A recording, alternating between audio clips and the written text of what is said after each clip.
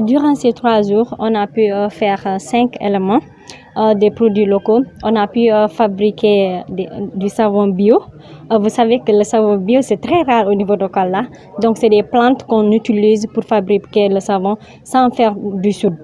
Maintenant, durant ces formations aussi, on a pu faire du céréales, de mil, de maïs et de couscous. Ça aussi, on l'a fait. On a fait la transformation du mad parce qu'on voit qu'à Kolda, il y a trop de mad qui se gâtent.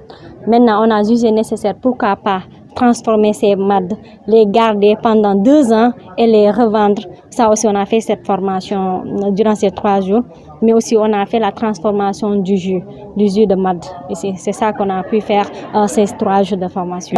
Les filles qui sont conviées aux formations, c'est les filles qui étaient à l'école et qui ont abandonné, ou bien des filles qui n'ont pas de moyens, leurs parents n'ont pas de moyens. C'est ces filles-là qu'on a regroupées dans des clubs de jeunes filles au niveau de Kolda. Il y a des jeunes filles qui sont venues de Salikenye, d'autres de Dabo, d'autres de Sarmoussa, et d'autres dans les quartiers. Ces filles sont là, sont venues parce qu'actuellement, elles ne sont pas à l'école. Elles ont abandonné, mais pour leur autonomisation, on a pris ces femmes-là pour les former, et ces filles-là du moins, pour les former, pour qu'ils puissent dépendre d'eux-mêmes. L'intérêt, c'est l'âge quand même, parce que si, par exemple, à Kolda, nous voyons les filles sont victimes des violences basées sur le genre. Donc, pour éviter cela, le Centre Conseil Ado a jugé nécessaire de former ces jeunes filles-là, que les jeunes filles-là soient autonomes. Parce que si la fille est autonome, donc personne ne va la violenter. Économique surtout, parce qu'on voit que les garçons ne donnent pas pour donner tout simplement. Donc, pour que ces jeunes filles-là puissent éviter peut-être les grossesses précoces ou bien les mariages d'enfants, on les forme. Après la formation, elles vont reproduire encore. Elles vont vendre, elles vont appuyer leurs parents, mais elles vont s'appuyer eux-mêmes.